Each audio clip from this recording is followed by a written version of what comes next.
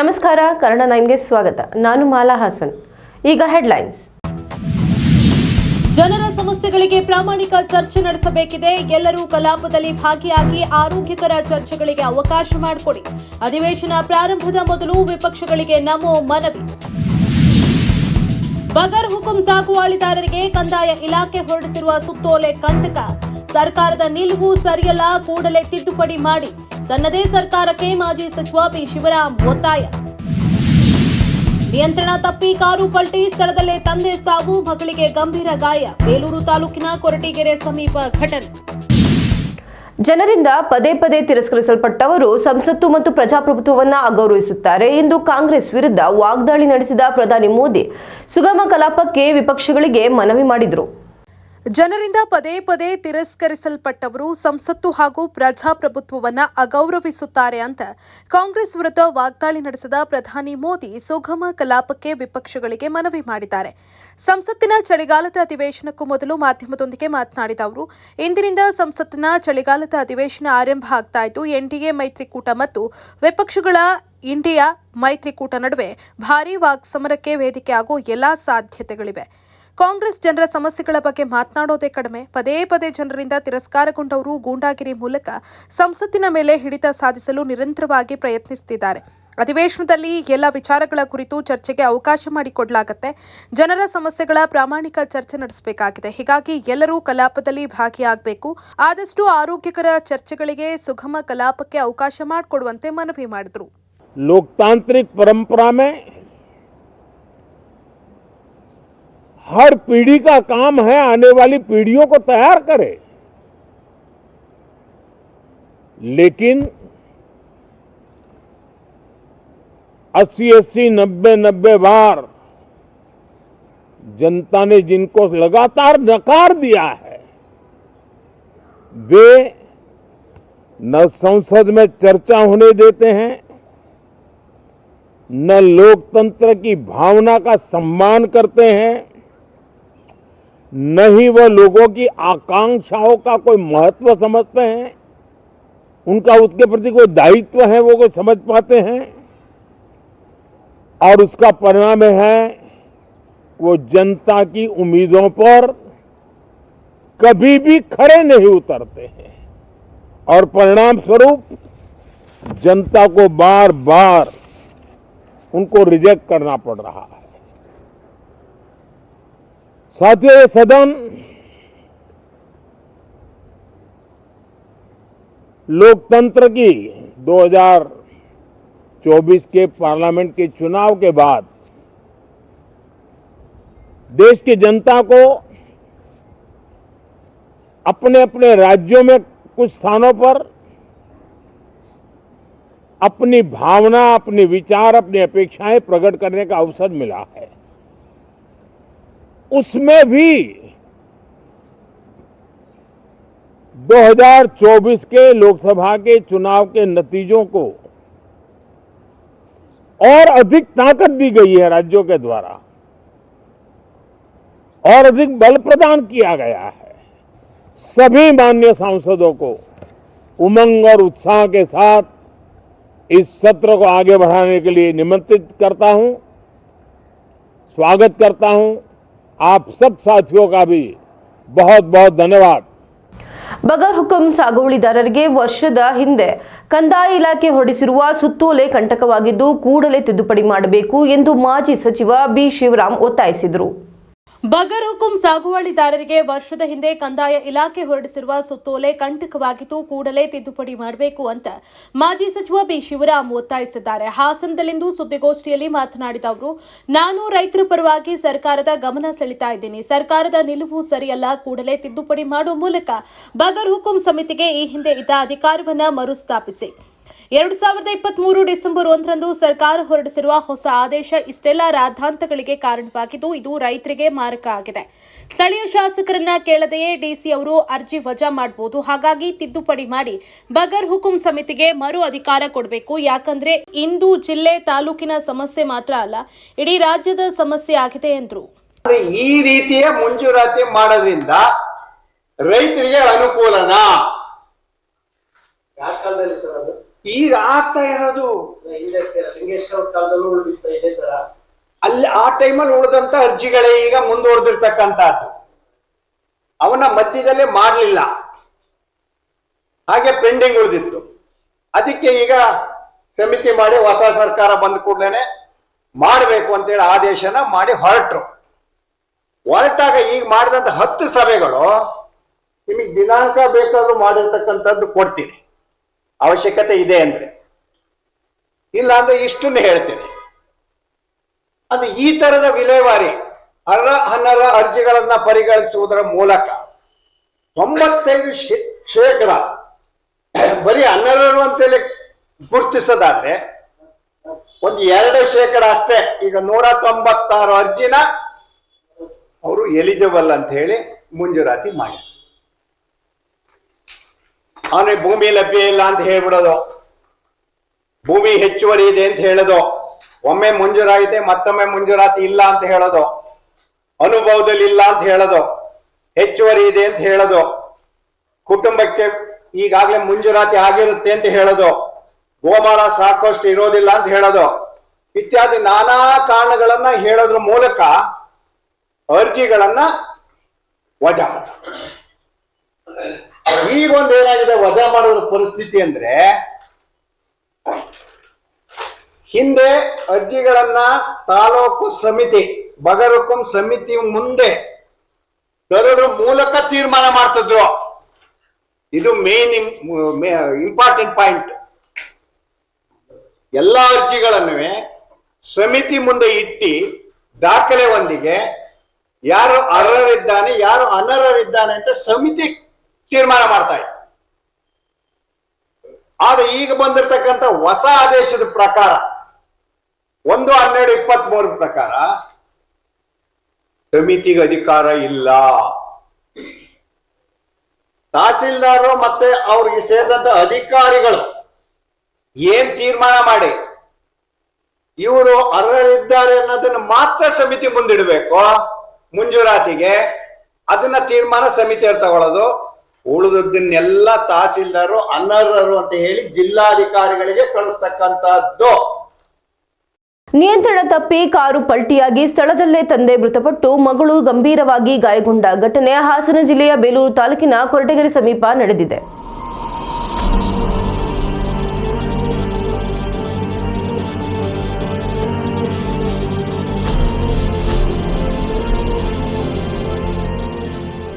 ನಿಯಂತ್ರಣ ತಪ್ಪಿ ಕಾರು ಪಲ್ಟಿಯಾಗಿ ಸ್ಥಳದಲ್ಲೇ ತಂದೆ ಮೃತಪಟ್ಟು ಮಗಳು ಗಂಭೀರವಾಗಿ ಗಾಯಗೊಂಡ ಘಟನೆ ಹಾಸನ ಜಿಲ್ಲೆಯ ಬೇಲೂರು ತಾಲೂಕಿನ ಕೊರಟಗೆರೆಯಲ್ಲಿ ನಡೆದಿದೆ.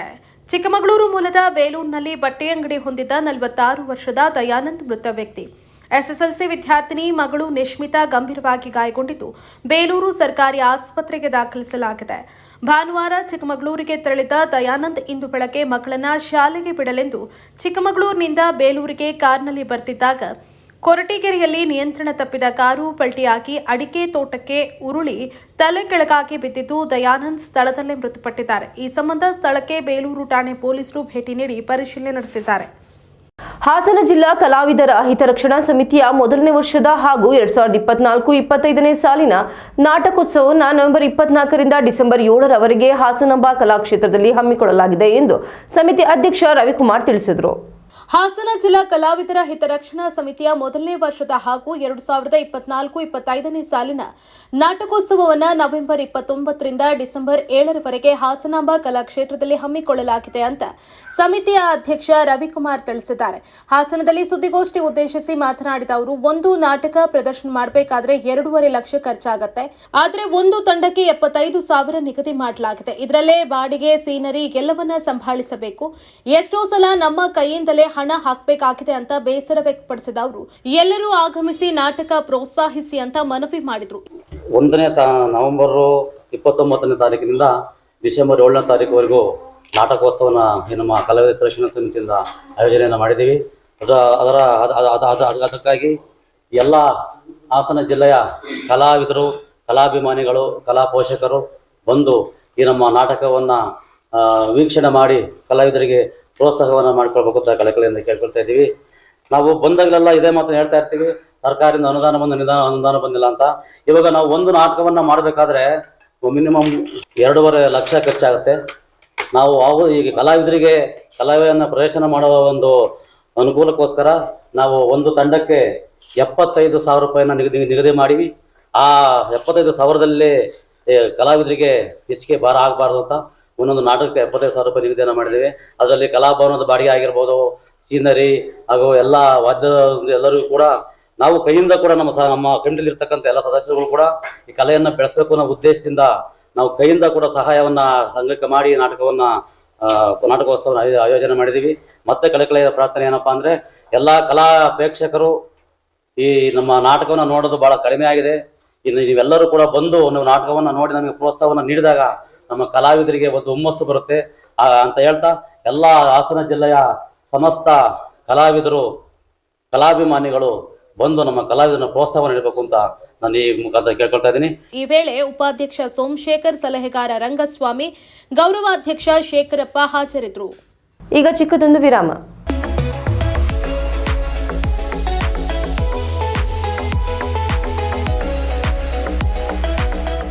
ನೀವು ನಿಮ್ಮ ಫ್ಯಾಮಿಲಿ ಜೊತೆ ಅಥವಾ ಸ್ನೇಹಿತರ ಜೊತೆ ದುಬೈ ಟೂರ್ ಹೋಗೋ ಆಲೋಚನೆ ಇದೆಯಾ?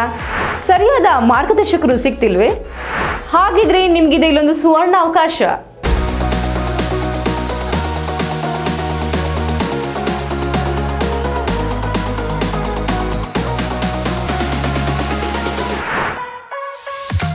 ಕಡಿಮೆ ವೆಚ್ಚದಲ್ಲಿ ಕರ್ನಾಟಕದ ಪ್ರಸಿದ್ಧ ಟ್ರಾವೆಲ್ ಈಸಿ ವತಿಯಿಂದ 5 ರಾತ್ರಿ 6 ದಿನಗಳ ದುಬೈ ಶಾಪಿಂಗ್ ಫೆಸ್ಟಿವಲ್ ಟೂರ್ ಆಯೋಜಿಸಲಾಗಿದ್ದು, ವಿಶೇಷ ರಿಯಾಯಿತಿ ದರದಲ್ಲಿ EMI ಆಪ್ಷನ್ ಕೂಡ ಲಭ್ಯವಿದೆ.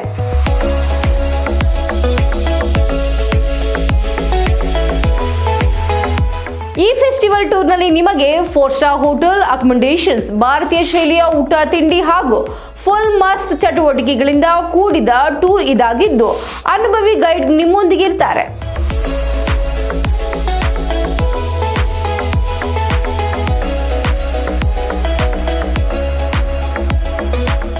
ಸೈಟ್ ಸೀಯಿಂಗ್ ಪ್ಲೇಸಸ್ ಅಲ್ಲಿ ನೀವು ಮಿರಾಕಲ್ ಗಾರ್ಡನ್ ಮತ್ತು global village, Burj Khalifa, fountain show and under water zoo at Dubai Mall, marine cruise with dinner, desert safari with belly dance, Abu Dhabi city tour with Hindu temple, Ferrari World,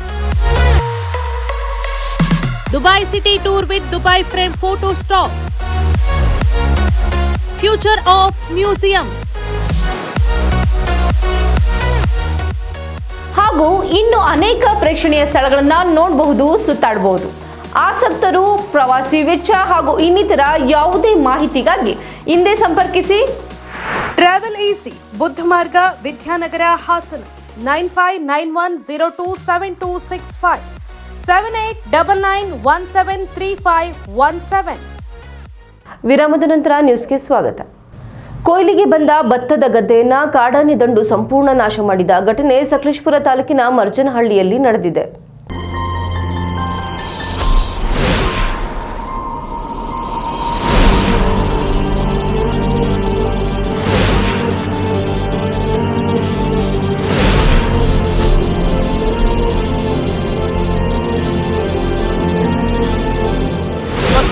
ನಷ್ಟ ಮಾಡ್ಕೊಂಡು ಆ ಭತ್ತದ ಭತ್ತನೇ ನಂಬ್ಕೊಂಡು ಅದನ್ನ bank ಸಾಲಕ್ಕೆ ತೀರಿಸ್ತೀವಿ ಅಂತ ಹೇಳಿದ್ವಿ. ಈಗ ಬೆಳೆನೇ ಕಳ್ಕೊಂಡಿದೀವಿ. ನಾವು ಸಾಲ ತೀರ್ಸೋದು ನಾವು ಆತ್ಮಹತ್ಯೆ ಮಾಡ್ಕೋಬೇಕಾಗುತ್ತೆ. ಸತತವಾಗಿ ಕಾಡಾನೆಗಳ ಹಾವಳಿಯಿಂದ ರೈತರುಗಳು ಅನುಭವಿಸ್ತಿರುವಂಥ ಸತತವಾಗಿ ವರ್ಷಗಟ್ಟಲೆ ಆಗಿದೆ. ಈಗ ಈ ಅನುಭವ ಸಮಸ್ಯೆ ತುಂಬ ಸಮಸ್ಯೆ ಇದೆ. ಇಲ್ಲಿ ದುಡ್ಡಿಲ್ಲ, ಯಾವ್ದಕ್ಕೆ ಕೇಳಿದ್ರೆ ನಮಗೆ ಸಂಬಳ ಬರ್ತಿಲ್ಲ ಅಂತ ಹೇಳ್ತಾರೆ ಫಾರೆಸ್ಟ್ನವರು. ಪರಿಹಾರ ಬರ್ತಾ ಇಲ್ಲ. ಇದಕ್ಕೆ ಯಾವ ಥರ ನಾವು ಹೊಂದ್ಕೊಂಡು ಬದುಕಬೇಕು ಈ ಮಲೆನಾಡು ಭಾಗದಲ್ಲಿ ಅಂತ ನಮ್ಗೆ ಅರ್ಥನೇ ಆಗ್ತಾ ಇಲ್ಲ.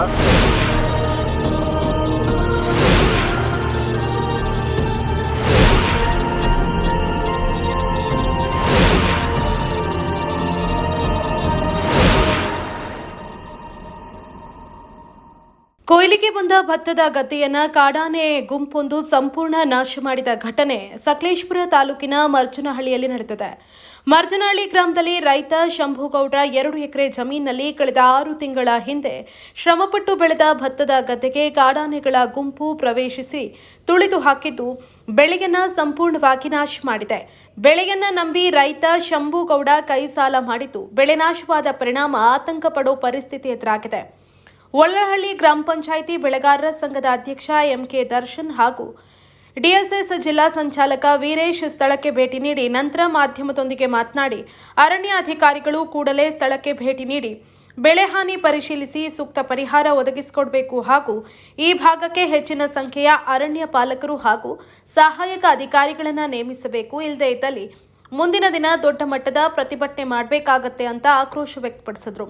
ಅದ್ರ ಜೊತೆಗೆ ಚಿರತೆ ಅವಳಿ, ಆಮೇಲೆ ಕರಡಿ ಅಂತ ಹೇಳ್ತಿದ್ದು ಕಾಟಿ ಅನ್ನೋದು ಹೆಚ್ಚಾಗಿ ಹೋಗಿದೆ. ಇವತ್ತು ನಾವು ಬ್ಯಾಂಕ್ನವ್ರು ನೋಟಿಸ್ ಕೊಡ್ತಾ ಇದ್ದಾರೆ, ಏನಂತ, ನೀವು ಬ್ಯಾಂಕ್ ಇದು ತಕ್ಷಣ ಇದು ದುಡ್ಡು ಕಟ್ಟಿ ರಿನ್ಯೂವಲ್ ಮಾಡಿ ದುಡ್ಡು ಕಟ್ಟಿ ಅಂತ. ಅವ್ರು ಕಟ್ಟಲಿಲ್ಲ ಅಂತ ಪಕ್ಷದಲ್ಲಿ ನಾವು ಕೋರ್ಟ್ಗೆ ಹೋಗ್ತೀವಿ ಅಂತ ಹೇಳ್ತಾ ಇದ್ದಾರೆ. ಇವತ್ತು ಇಲ್ಲಿ ಬೆಳೆ ನಷ್ಟ ಮಾಡ್ಕೊಂಡು ಆ ಭತ್ತನೇ ನಂಬ್ಕೊಂಡು ಅದನ್ನ ಬ್ಯಾಂಕ್ ಸಾಲಕ್ಕೆ ತೀರಿಸ್ತೀವಿ ಅಂತ ಹೇಳಿದ್ವಿ. ಈಗ ಬೆಳೆನೇ ಕಳ್ಕೊಂಡಿದೀವಿ, ನಾವು ಸಾಲ ಎಲ್ಲಿ ತೀರ್ಸೋದು, ನಾವು ಆತ್ಮಹತ್ಯೆ ಮಾಡ್ಕೋಬೇಕಾಗುತ್ತೆ. ಈಗ ರೋಬಿಸ್ಟಾ ಅರೇಬಿಕಾ ಕುಯ್ಬೇಕಾಗಿತ್ತು, ಮಳೆಯಲ್ಲೆಲ್ಲ ಕೊಚ್ಚು ಸ್ವಲ್ಪ ಎಲ್ಲ ಹಾಳಾಗೋಗಿತ್ತು. ಇತ್ತೀಚೆಗೆ ದಿನಗಳಲ್ಲಿ ಸ್ವಲ್ಪ ಉಳ್ಕೊಂಡಿತ್ತು. ಅದನ್ನಾರು ಕುಯ್ದು ನಾವು ಬೆಳೆ ಸಾಲನ್ನು ತೀರ್ಸೋಣ ಅಂತ ಹೋದ್ರೆ ಇವತ್ತು ಆನೆಗಳಲ್ಲಿ ಹೋಗಿ ಬಿಡ್ತಾ ಇಲ್ಲ. ಇವತ್ತು ನಮ್ಮ ಪರಿಸ್ಥಿತಿ, ಮಲೆನಾಡು ಭಾಗದ ಪರಿಸ್ಥಿತಿ ಯಾರಿಗೂ ಅರಿವಾಗ್ತಿಲ್ಲ. ಇದಕ್ಕೆ ನೇರ ಹೊಣೆ ಸೆಂಟ್ರಲ್ ಗೌರ್ಮೆಂಟ್, ಸ್ಟೇಟ್ ಗೌರ್ಮೆಂಟ್ ಇಂದ ಏನೋ ಅಲ್ಲ, ಸರ್ಕಾರದ ಸೆಂಟ್ರಲ್ ಗೌರ್ಮೆಂಟ್. ನೀವು ಸೆಂಟ್ರಲ್ ಗೌರ್ಮೆಂಟ್ ನರೇಂದ್ರ ಮೋದಿ ಅವರೇ, ಹೋಮ್ ಮಿನಿಸ್ಟರ್ ಆದಂತ ಅಮಿತ್ ಶಾ ಅವರೇ, ನೀವು ತಕ್ಷಣನೇ ಆದೇಶ ಮಾಡಬೇಕು. ಕರ್ನಾಟಕ ರಾಜ್ಯಕ್ಕೆ ಏನಂತ ಆದೇಶ ಮಾಡಬೇಕು, ಒಂದು ಆನೆಗಳನ್ನ ಹಿಡಿದು ಅದಕ್ಕೆ ಒಂದು ಕಾಡಿದಾರ್ ಮಾಡಬೇಕು ಅಂತ. ಇಲ್ಲ ಅಂದ್ರೆ ನಾವು ಬದುಕೋದೇ ಕಷ್ಟ ಆಗುತ್ತೆ. ಇವತ್ತು ನಾವು ಆನೆಗಳು ಒಟ್ಟಿಗೆ ಇದು ಜಗಳಾಂತ ಪರಿಸ್ಥಿತಿ ಬಂದಿದ್ದು. ದಯಮಾಡಿ ರೈತರನ್ನ ಗೋಳ್ ಕೇಳಿ, ಬ್ಯಾಂಕ್ನವ್ರಿಗೆ ಮೊದಲು ಹೇಳಿ, ರಾಜ್ಯದ ಆಡಳಿತ ಸೆಂಟ್ರಲ್ ಗೌರ್ಮೆಂಟ್ ಇರ್ಬೋದು, ಸ್ಟೇಟ್ ಗೌರ್ಮೆಂಟ್ ಇರ್ಬೋದು, ಯಾರೇ ಇರ್ಬೋದು, ನಮಗೆ ಸಾಲ ಕೊಟ್ಟಿದ್ರಿ, ನಮಗೆ ಸಾಲ ಕಟ್ಟಕ್ಕಾಗಲ್ಲ, ಇಲ್ಲಾಂದ್ರೆ ನಾವು ಪ್ರಾಣ ತ್ಯಾಗ ಮಾಡ್ಕೋಬೇಕಾಗುತ್ತೆ. ಇಂಥ ಪರಿಸ್ಥಿತಿಲಿ ಆನೆ ಸಮಸ್ಯೆ ಇದೆ, ಆಮೇಲೆ ಅದ್ರ ಜೊತೆ ಕಾಟಿ ಸಮಸ್ಯೆ ಇದೆ. ಈ ರೈತರು ಬೆಳೆ ಎಲ್ಲ ಕಳ್ಕೊಂಡಿದೀವಿ ಇವತ್ತು. ಅದರಿಂದ ನಾವು ಯಾವುದೇ ಕಾರಣಕ್ಕೆ ನಾವು ಈ ವರ್ಷದಲ್ಲಿ ವಿಪರೀತ ಮಳೆಯಿಂದ ನಾವು ಫಸಲು ಕಳ್ಕೊಂಡಿದ್ವಿ, ಮೆಣಸು ಕಳ್ಕೊಂಡಿದ್ವಿ, ರೋಬಿಸ್ಟಾ ಅಂತ ಕಳ್ಕೊಂಡಿದ್ವಿ, ಇವತ್ತು ಭತ್ತನೂ ಕಳ್ಕೊಂಡಿದ್ವಿ. ರೈತರ ಮಕ್ಕಳಿಗೆ ನೀವು ನೆರವಾಗಬೇಕು. ಒಂದೇ ₹1 ಸ್ಟೇಟ್ ಗೌರ್ಮೆಂಟ್ ಆಗಲಿ ಸೆಂಟ್ರಲ್ ಗೌರ್ಮೆಂಟ್ ಆಗಲಿ ಇದು ಯಾವುದು ಬೆಳೆ ಪರಿಹಾರ ಹಾಕಿಲ್ಲ. ಅದನ್ನ ಏನು ಕಣ್ಮುಚ್ಕೊ ಕೂತಿದ್ದೀರಿ? ದಯಮಾಡಿ ಇಷ್ಟೊಂದು ಹೇಳ್ತಾ ನಾನು ಮಾತು ಮುಗಿಸ್ತೀನಿ. ಈ ವೇಳೆ ಒಳಲಹಳ್ಳಿ ಬೆಳೆಗಾರರ ಸಂಘದ ನಿರ್ದೇಶಕ ಹೇಮಂತ್, ನಿಕಟಪೂರ್ವ ಅಧ್ಯಕ್ಷ ಬಾಲು, ಜಗನ್ನಾಥ್, ವಿಶ್ವನಾಥ್, ಒಳಲಹಳ್ಳಿ ಗ್ರಾಮ ಪಂಚಾಯಿತಿ ಸದಸ್ಯರಾದ ಸುಧಾಕರ್, ಒಳಲಹಳ್ಳಿ PACC ಬ್ಯಾಂಕ್ ನಿರ್ದೇಶಕರು ಹಾಗೂ ರೈತಪರ ಹೋರಾಟಗಾರ HB ಹೂವಣ್ಣಗೌಡ ಇತರರು ಹಾಜರಿದ್ದರು. ಕೊಟ್ಟಿಗೆಯಲ್ಲಿ ಕಟ್ಟಿಹಾಕಿದ್ದ ಕುರಿಗಳ ಮೇಲೆ 3 ಚಿರತೆ ದಾಳಿ ಮಾಡಿದ ಘಟನೆ ಮಳವಳ್ಳಿ ತಾಲೂಕಿನಲ್ಲಿ ನಡೆದಿದೆ.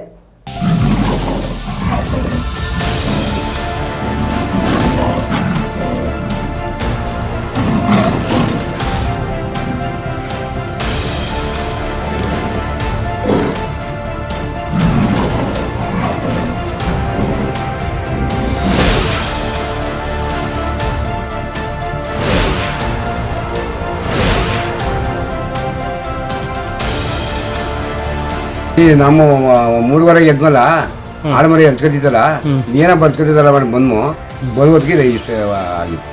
ಮೇಕೆ ಕುರಿ ಎಲ್ಲ ಅದಕ್ಕೆ ಯಾವಾಗ ಏನಾದ್ರು 2 ಚಿರತೆ ಇದ್ವು, 3 ಇದ್ವು. ಕಿರ್ಚಿದ್ನೆಲ್ಲ ಆ ಕಡೆ ಇಲ್ಲೊಂದು ಹೋಯ್ತು, ಈ ಕಡೆ 2 ಆಯ್ತು.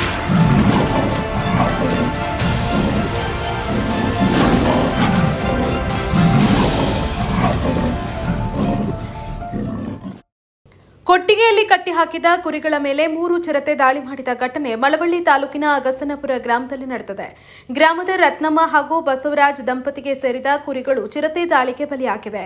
ಬಸವರಾಜ್ ಕಡು ಬಡವರಾಗಿದ್ದು ಕುರಿ ಸಾಕಿ ಜೀವನ ಸಾಗಿಸ್ತಾ ಇದ್ದು, ಇವರಿಗೆ ಸಂಬಂಧಪಟ್ಟ ಇಲಾಖೆ ಪರಿಹಾರ ನೀಡುವಂತೆ ಹಾಗೂ ಚಿರತೆಯನ್ನ ಸೆರೆ ಹಿಡಿಯುವಂತೆ ಅರಣ್ಯ ಇಲಾಖೆಗೆ ಗ್ರಾಮಸ್ಥರು ಒತ್ತಾಯಿಸಿದ್ದಾರೆ. ಬರುವತ್ತಿಗೆ ಇಷ್ಟ ಆಗಿತ್ತು. ಏನಾಗಿದೆ ಇದು? ಎಲ್ಲ ರಕ್ತ ಕೊಟ್ಬಿಟ್ಟು ತಿರ್ಚೆ ಆ ಕಡೆ ನಮ್ಮ ನಾಂದಿ ಬಾತ್ರೂಮ್ ಹೋಗಿದ್ದ, ಅವು ಬಡ್ಕಂದಲ್ಲ ಎದ್ದು ಬಂದು 4 ಕುರಿ 1 ಆಡು. ಜನಾಂಗ ನಾವು ಮಂಡ್ಯ ಜಿಲ್ಲೆ ಮಳವಳ್ಳಿ ತಾಲೂಕು ಅಕ್ಷರದಲ್ಲಿ ವಾಸ ಮಾಡುವ ಬೋಬಿ ಜನಾಂಗದವ್ರು. ನಾವು ಕಲ್ಕೆಚ್ಚಿ ಜೀವನ ಮಾಡ್ತಾ ಇರೋರು. ನಾವು ತೀರಾ ಕಡುಬಡವರು, ಕಲ್ಕೆಚ್ಚಿದ್ರು ಉಂಟು ಇಲ್ಲ ಅಂಥದ್ರಲ್ಲಿ ಒಂದು ಸಂಘ ಅಂತ ತಗೊಂಡವರು ಒಂದು 4 ಮರುಗಳು ತಗೊಂಡು ಸಾಕಿ ಜೀವನ ಮಾಡುವ ಅಂತಂದಕ್ಕೆ ಇದು ಅರಣ್ಯ ಇಲಾಖೆಯವರ ಒಂದು ನಗಲೇಟಿಂದ ನೋಡಿ ಕೆಲಸ ಆಗಿದೆ. ಇದು ಸೂಕ್ತ ನೀವು ಪರಿಹಾರ ಕೊಡಿಸ್ಬೇಕು ಅಂತ ಹೇಳಿ ಅವ್ರ ಮೇಲೆ ಶಿಸ್ತು ಕ್ರಮ ಜರುಗಿಸಿ ನಮ್ಗೆ ಪರಿಹಾರ ಕೊಡಿಸ್ಬೇಕು ಅಂತ ತಮ್ಮಲ್ಲಿ ನಾನು ಮನವಿ ಕೇಳ್ಕೊತಾ ಇರ್ತೀನಿ. ಬೋನ್ ಇಟ್ಟು ಅವನ್ನ ಸೆರೆ ಹಿಡಿದು ನಮಗೆ ರಕ್ಷಣೆ ಕೊಡಬೇಕು ಅಂತ ಈ ಮೂಲಕ ನಾನು ಕೇಳ್ಕೊತೀನಿ. ಯಾಕೆಂದರೆ ನಮ್ಮ ಜನಾಂಗಕ್ಕೆ ಎಲ್ಲ ಭಯ ಆಗಿರೋದ್ರಿಂದ ದಯವಿಟ್ಟು ಇದ್ರ ಬಗ್ಗೆ ಕ್ರಮ ವಹಿಸಬೇಕು ಅಂತ ಮತ್ತೊಮ್ಮೆ ನಾನು ಮನವಿ ಮಾಡ್ತೀನಿ. ನಮ್ಮ ದೊಡ್ಡಪ್ಪನವರು ಕೂಲಿ ಖಾಲಿ ಮಾಡಿ ಒಂದು 4 ಕುರಿಗಳ ಸಂಘ ಸಂಸ್ಥೆಗಳು ದುಡ್ಡು ತೊಗೊಂಡು ಕುರಿಗಳು ತೊಗೊಂಡಿದ್ದಾರೆ. ನಿನ್ನೆ ರಾತ್ರಿ ಬೆಳಗಿನ ಜಾವ 3 ಗಂಟೆ ರಾತ್ರಿಯಲ್ಲಿ 2 ದೊಡ್ಡ ಚಿರತೆ, 1 ಮರಿ ಚಿರತೆ ಬಂದು ದಾಳಿ ಮಾಡಿದೆ. 4 ಕುರಿ, 1 ಮೇಕೆ ಮೇಲೆ ಅಟ್ಯಾಕ್ ಮಾಡಿದೆ. ಈ ಸಂದರ್ಭದಲ್ಲಿ 4 ಕೂಡ ನಮ್ಮ ಪ್ರತ್ಯಕ್ಷದಲ್ಲಿ ನಮ್ಮ ತಾಯಿಯವರಾದ ನಾಗಮ್ಮ ಅವರು ನೋಡಿದ್ದಾರೆ. ಅದು ಓಡಿಸೋಕ್ಕೆ ಪ್ರಯತ್ನ ಪಟ್ಟಾಗ ಒಂದನ್ನು ಬಿಟ್ಟು ಅಲ್ಲೇ ಓಡೋಗಿದೆ. ಇದಕ್ಕೆ ನಮ್ಮದು ಬೋನಿಟ್ಟು ನಮ್ಮ ಅರಣ್ಯಾಧಿಕಾರಿಗಳು ಅದನ್ನು ಸೆರೆ ಹಿಡಿಯಬೇಕು. ಜೊತೆಗೆ ನಮಗೆ ಸರ್ಕಾರದಿಂದ ಸೂಕ್ತ ಪರಿಹಾರ ಕೊಡಿಸಬೇಕು ಅಂತ ತಮ್ಮಲ್ಲಿ ಮನವಿ ಮಾಡಿಕೊಟ್ಟಿವಿ ಸರ್.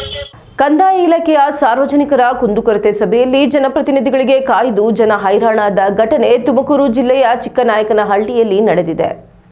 ಕಂದಾಯ ಇಲಾಖೆಯ ಸಾರ್ವಜನಿಕರ ಕುಂದುಕೊರತೆ ಸಭೆಯಲ್ಲಿ ಜನಪ್ರತಿನಿಧಿಗಳಿಗೆ ಕಾದು ಜನ ಹೈರಾಣಾದ ಘಟನೆ ಚಿಕ್ಕನಾಯಕನಹಳ್ಳಿಯಲ್ಲಿ ನಡೆದಿದೆ. ಚಿಕ್ಕನಾಯಕನಹಳ್ಳಿ ತಾಲೂಕಿನ ಆಡಳಿತ ಭವನದಲ್ಲಿಂದು ಬೆಳಗ್ಗೆ 11 ಗಂಟೆಗೆ ನಿಗದಿಯಾಗಿದ್ದ ಕಂದಾಯ ಇಲಾಖೆ ಮತ್ತು ಸಾರ್ವಜನಿಕರ ಕುಂದುಕೊರತೆ ಸಭೆಯು 12:30 ಆದರೂ ಕೂಡ ಶಾಸಕರು ಮತ್ತು ಜನಪ್ರತಿನಿಧಿಗಳು ಬಾರದೆ ರೈತರು ತಾಲೂಕು ಕಚೇರಿಯ ಬಾಗಿಲಲ್ಲೇ ಕುಳಿತು ಕಾಯುವಂತಾಯಿತು. ಜವಾಬ್ದಾರಿಯುತ ಅಧಿಕಾರಿಗಳು, ಜನಪ್ರತಿನಿಧಿಗಳು ಹೀಗೆ ಸಮಯ ಪಾಲನೆ ಮಾಡದೇ ಇದ್ರೆ ಜನಸಾಮಾನ್ಯರಿಗೆ ಯಾವ ರೀತಿಯಾಗಿ ನ್ಯಾಯ ಒದಗಿಸಿಕೊಡ್ತಾರೆ ಅಂತ ಕಾದು ಬೇಸತ್ತ ರೈತ ವರ್ಗ ಬೇಸರ ವ್ಯಕ್ತಪಡಿಸಿದ್ರು. ಸಭೆ ಐತೆ ಅಂತ ಹೇಳಿದ್ರು, 11:30ಗೆ ಸಭೆ ಐತೆ ಅಂತ ಹೇಳಿದ್ರು. ಈ ಸಭೆಗೆಲ್ಲ ಜನ ಬಂದು ಹೋಗ್ತಾ ಇದಾರೆ. ಯಾವುದೇ ಕಾರಣಕ್ಕೂ ಇಲ್ಲಿ ತಾಲೂಕ್ ಆಫೀಸ್ ತಹಶೀಲ್ದಾರ್ನ, ಡೆಪ್ಟಿ ತಹಶೀಲ್ದಾರ್ನ, ಸೆಕ್ರೆಟರಿ ಸೆಕ್ರೆಟರಿಗಳನ್ನ ಸೋಮವಾರ ಅನಿಸ್ತಾರೆ ಅವರು ಶಾಸಕರು. ಸೋಮವಾರ ಅಂದ್ರೆ ನಮ್ಮ ಸೆಕ್ರೆಟರಿ ಸೆಕ್ರೆಟರಿಗಳಿಗೆ, VIಗಳಿಗೆ, ತಹಶೀಲ್ದಾರ್ಗೆ ಹಿಂಗಂತಿರುತ್ತೆ. ಸಾರ್ವಜನಿಕ ಕೆಲಸ ಮಾಡ್ಕೊಡ್ತಾ ಇಲ್ಲ. ಈ ಸೋಮವಾರ ಯಾಕೆ ಮಾಡ್ಬೇಕು ತಹಶೀಲ್ದಾರ್ಗಳು? ತಹಸೀಲ್ದಾರ್ ಇವ್ರಿಗೆ ಏನ್ ಕೆಲಸ ಐತೆ ಮಾಡ್ಬೇಕು. ಅವರು MLR ನ ಗುಡ್ಡ ಹಾಕೊಂಡು MLR ಸೋಮವಾರ ಅಂದ್ರೆ ಬರೀ ಪೇಪರ್ ಸ್ಟೇಟ್ಮೆಂಟ್ ಕೊಡ್ತಾರೆ ಬಿಟ್ರೆ ಯಾವ ಕೆಲಸ ಆಗಿಲ್ಲ. ಜನಗಳು ಪೇಪರ್ ಇಸ್ಕೊಂಡು ಅಲ್ದಾಡ್ತಾ ಇದಾರೆ. ಜನಗಳು ನಾಲ್ಕು ಕೆಳಕ್ಕೂ ಅಲ್ದಾಡ್ತಾರೆ. ಈ ಶಾಸಕರು ಯಾಕಿಂತ ದಾರಿ ತಪ್ಪಿಸ್ತಾರೆ ಜನಗಳಿಗೆ ಅಂತ ಹೇಳ್ತಾ ಇದೀವ. ಅವ್ರು ಕರೆಕ್ಟ್ ಆಗಿ ತಿಂಗಳಿಗೊಂದ್ಸತಿ ಮೀಟಿಂಗ್ ಮಾಡ್ರಿ. ಜನ ಸಂಪರ್ಕ ಕೇಂದ್ರಗಳು ಬೇರೆ ಸಪರೇಟ್ ಶಾಸಕರು ಬಂದಾಗಿಲ್ವಾ? ತಹಶೀಲ್ದಾರ್ ಆಫೀಸಲ್ಲಿ ಯಾಕೆ ಮಾಡ್ಬೇಕು? ತಾಲೂಕ್ ಪಂಚಾಯತಿಲಿ ಇದೆ, ತಾಲೂಕ್ ಪಂಚಾಯತಿ ಸಭಾಂಗಣ ಇದೆ. ಧರ್ಮಸ್ಥಳ ಗ್ರಾಮಾಭಿವೃದ್ಧಿ ಯೋಜನೆಯ ವತಿಯಿಂದ ಮದ್ಯವರ್ಜನೆ ಶಿಬಿರದಲ್ಲಿ ಮದ್ಯಾಸುರನ ಪ್ರತಿಕೃತಿಯ ಶವ ಯಾತ್ರೆ ನಡೆಸಿ ಪ್ರತಿಕೃತಿಯನ್ನ ದಹಿಸಲಾಯಿತು. ಶ್ರೀ ಕ್ಷೇತ್ರ ಧರ್ಮಸ್ಥಳ ಗ್ರಾಮಾಭಿವೃದ್ಧಿ ಯೋಜನೆಯ ವತಿಯಿಂದ ಮಧ್ಯವರ್ಜನ ಶಿಬಿರದಲ್ಲಿ ಮದ್ಯಾಸುರನ ಪ್ರತಿಕೃತಿ ಶವಯಾತ್ರೆ ನಡೆಸಿ ಪ್ರತಿಕೃತಿಯನ್ನ ದಹಿಸಲಾಯಿತು.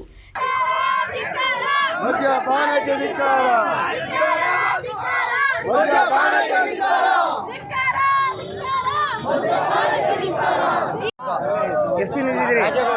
8 ದಿನ. ಯಾಕೆ ಬಂದಿದ್ರಿ? ಬಿಡ್ತೀರಾ? ಕುಡಿಯಲ್ಲ ಇನ್ನ? ಕೆಆರ್ಪೇಟೆ ತಾಲೂಕಿನ ಬೂಕನಕೆರೆ ಗ್ರಾಮದಲ್ಲಿ ಆಯೋಜಿಸಲಾಗಿದ್ದ ಮದ್ಯವರ್ಜನ ಶಿಬಿರದಲ್ಲಿ ಮದ್ಯಾಸುರನ ಪ್ರತಿಕೃತಿಯ ಶವಯಾತ್ರೆ ನಡೆಸಿ ಗ್ರಾಮದ ಹೃದಯ ಭಾಗದಲ್ಲಿ ಬೆಂಕಿ ಹಚ್ಚಲಾಯಿತು.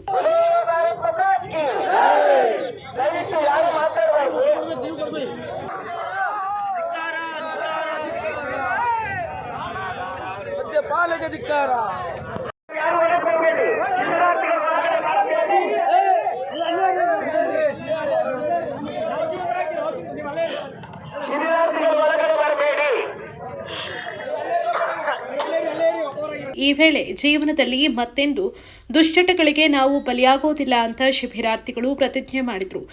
ಹಾಗೂ ಎಲ್ಲ ಸಹೃದಯ ಬಂಧುಗಳೇ, ಈಗಾಗಲೇ 18ನೇ ತಾರೀಕಿನಿಂದ ಶ್ರೀ ಕ್ಷೇತ್ರ ಧರ್ಮಸ್ಥಳ ಗ್ರಾಮಾಭಿವೃದ್ಧಿ ಯೋಜನೆ ಹಾಗೆ 1887ನೇ ಮಧ್ಯವರ್ಜನ ವ್ಯವಸ್ಥಾಪನಾ ಸಮಿತಿ ಬೂಕನಕೆರೆ ಶ್ರೀಯುತ ಶ್ಯಾಮ್ ಪ್ರಸಾದ್ ಸರ್ ಅವರ ನೇತೃತ್ವದಲ್ಲಿ ಸಮಿತಿಯ ಮುಖಾಂತರ ನಮ್ಮ ಬೂಕನಕೆರೆಯಲ್ಲಿ ಕೆಆರ್ಪೇಟೆ ತಾಲೂಕು ಮಟ್ಟದ ಮಧ್ಯವರ್ಜನ ಶಿಬಿರ ಅತ್ಯಂತ ಯಶಸ್ವಿಯಾಗಿ ನಡೆದಿದೆ. ಇವತ್ತು 7ನೇ ದಿವಸ ಶಿಬಿರಾರ್ಥಿಗಳು ಸುಮಾರು 67 ಜನ ಶಿಬಿರಾರ್ಥಿಗಳು ತಮ್ಮಲ್ಲಿರುವಂತಹ ಮದ್ಯಪಾನ ಎನ್ನುವಂತ ದುಷ್ಟ ರಾಕ್ಷಸನನ್ನ ಸಂಹಾರ ಮಾಡಿ ಇವತ್ತು ಮದ್ಯಾಸುರನನ್ನ ದಹಿಸುವಂತ ಈ ಒಂದು ವಿಶೇಷ ಕಾರ್ಯಕ್ರಮದಲ್ಲಿ ನೀವೆಲ್ಲರೂ ಕೂಡ ಭಾಗವಹಿಸಿ ಈ ಕಾರ್ಯಕ್ರಮದಲ್ಲಿ ಯಶಸ್ವಿಯಾಗಬೇಕು ಹಾಗೂ ಚಟಮುಕ್ತ ಸಮಾಜ, ದುಶ್ಚಟ ಮುಕ್ತ ಸಮಾಜವನ್ನ ನಿರ್ಮಾಣ ಮಾಡಲಿಕ್ಕೆ ನೀವೆಲ್ಲರೂ ಕೈ ಜೋಡಿಸಬೇಕು. ಅದಾದ್ಮೇಲೆ ಒಂದು 3 ವರ್ಷ ಮೇಲೆ ಗುಡ್ಕಾ ಬಿಟ್ಟೆ, ಅದಾದ್ಮೇಲೆ ಒಂದು 2 ವರ್ಷ ತಂಬಾಕು ಬಿಟ್ಟೆ. ಇನ್ಮೇಲೆ ನಾನು ನಮ್ಮ ಹೆಂಡತಿ ಮಕ್ಕಳು ಸುಖವಾಗಿದ್ವಿ, ಯಾವ ಇದ್ದಿಲ್ಲ ಏನಿಲ್ಲ, ಯಾರು ಸವಾಸ ಹೋಗಲ್ಲ. ನಮ್ಮ ಕೆಲಸ ಆಯಿತು, ಮನೆ ಆಯಿತು, ಈ ಸ್ಕೂಲ್ ವ್ಯಾನ್ ಓಡಿಸ್ಕೊಂಡಿದ್ದೀನಿ, ಮತ್ತು ಆಮೇಲೆ ಟೈಮ್ ಸಿಕ್ಕಿದಾಗ ಆಟೋ ಓಡಿಸ್ತೀನಿ. ಅದರಲ್ಲಿ ಟೈಮ್ ಸಿಕ್ಕಿದಾಗ ಜಮೀನು ಹತ್ರ ಕೆಲಸ ಮಾಡ್ಕೊಂಡು. ಶಿಬಿರದಲ್ಲಿ ಒಟ್ಟು ಎಷ್ಟು ಜನ ಬಿಟ್ಟಿದ್ದೀರಿ ನೀವು? ಈಗ ನಾವು ಅಲ್ಲೇ ಒಂದು 5 ಜನ ಬಿಟ್ಟಿದೆ. ಇದು ಬೆಳ್ತಂಗಡಿಲಿ ಕರ್ಕೊಂಡೋಗಿ ಬಿಟ್ಟಿದ್ದೀನಿ, ಒಂದು ಇಬ್ಬಳನ್ನ ಅವರು ಬಿಟ್ಟಿದ್ದಾರೆ, ಪರವಾಗಿಲ್ಲ. ಅದ್ರ ಪರವಾಗಿ ಚೆನ್ನಾಗಿ ನೋಡ್ತಾ ಇದ್ದಾರೆ. ಅದು ಶಿಬಿರದಲ್ಲಿ ಭಾಳ ಖುಷಿ ಆಯ್ತು. ಅವ್ರು ಹೇಳೋ ಮಾತುಗಳು, ಅವ್ರಿಗೆ ಅನಿಸಿಕೆಗಳನ್ನು ನಾವು ಹೇಳ್ತೀವಲ್ಲ, ಅದು ಹೇಳೋದು ಅರ್ಥ ಮಾಡ್ಕೊಂಡೆ ನಾವು ಬಿಟ್ಟರು. ಯಾವ ಮಾತ್ರೆ ಇಲ್ಲ, ಏನಿಲ್ಲ. ಅದು ಧರ್ಮಸ್ಥಳದ ಒಂದು ಶಕ್ತಿ, ಮಂಜುನಾಥನ ಶಕ್ತಿ ಅನ್ನಿಸ್ತದೆ. ಅದರಿಂದ ನಾವು ಕೇಳಬೇಕು, ಬಾಕಿ ನಮ್ಮಂಗೆ ಎಲ್ಲ ಬಿಡಲಿ ಅಂತ ನಾವು ಕೇಳ್ಕೊತೀವಿ. ಈ ವೇಳೆ ಶ್ರೀ ಕ್ಷೇತ್ರ ಗ್ರಾಮಾಭಿವೃದ್ಧಿ ಯೋಜನೆಯ ಜಿಲ್ಲಾ ನಿರ್ದೇಶಕ ಕೇಶವ್ ದೇವಾಂಗ, ತಾಲೂಕು ಯೋಜನಾಧಿಕಾರಿ ತಿಲಕ್ ರಾಜ್, ಶಿಬಿರ ಅಧ್ಯಕ್ಷರು ಶ್ಯಾಮ್ ಪ್ರಸಾದ್, ಮೇಲ್ವಿಚಾರಕರು, ಸೇವಾ ಪ್ರತಿನಿಧಿಗಳು ಸೇರಿದಂತೆ ಇತರರು ಹಾಜರಿದ್ದರು. ಈಗ ಮತ್ತೊಮ್ಮೆ ಹೆಡ್ಲೈನ್ಸ್. ಜನರ ಸಮಸ್ಯೆಗಳಿಗೆ ಪ್ರಾಮಾಣಿಕ ಚರ್ಚೆ ನಡೆಸಬೇಕಿದೆ. ಎಲ್ಲರೂ ಕಲಾಪದಲ್ಲಿ ಭಾಗಿಯಾಗಿ ಆರೋಗ್ಯಕರ ಚರ್ಚೆಗಳಿಗೆ ಅವಕಾಶ ಮಾಡಿಕೊಡಿ. ಅಧಿವೇಶನ ಪ್ರಾರಂಭದ ಮೊದಲು ವಿಪಕ್ಷಗಳಿಗೆ ನಮೋ ಮನವಿ. ಬಗರ್ ಹುಕುಂ ಸಾಗುವಾಳಿದಾರರಿಗೆ ಕಂದಾಯ ಇಲಾಖೆ ಹೊರಡಿಸಿರುವ ಸುತ್ತೋಲೆ ಕಂಟಕ. ಸರ್ಕಾರದ ನಿಲುವು ಸರಿಯಲ್ಲ, ಕೂಡಲೇ ತಿದ್ದುಪಡಿ ಮಾಡಿ. ತನ್ನದೇ ಸರ್ಕಾರಕ್ಕೆ ಮಾಜಿ ಸಚಿವ ಪಿ ಶಿವರಾಮ್ ಒತ್ತಾಯ. ನಿಯಂತ್ರಣ ತಪ್ಪಿ ಕಾರು ಪಲ್ಟಿ, ಸ್ಥಳದಲ್ಲೇ ತಂದೆ ಸಾವು, ಮಗಳಿಗೆ ಗಂಭೀರ ಗಾಯ. ಬೇಲೂರು ತಾಲೂಕಿನ ಕೊರಟಗೆರೆ ಸಮೀಪ ಘಟನೆ. ನಿರಂತರ ಸುದ್ದಿಗಾಗಿ ನೋಡ್ತಾ ಇರಿ ಕನ್ನಡ 9, ಇದು ಕನ್ನಡಿಗರ ಕಣ್ಮಣಿ.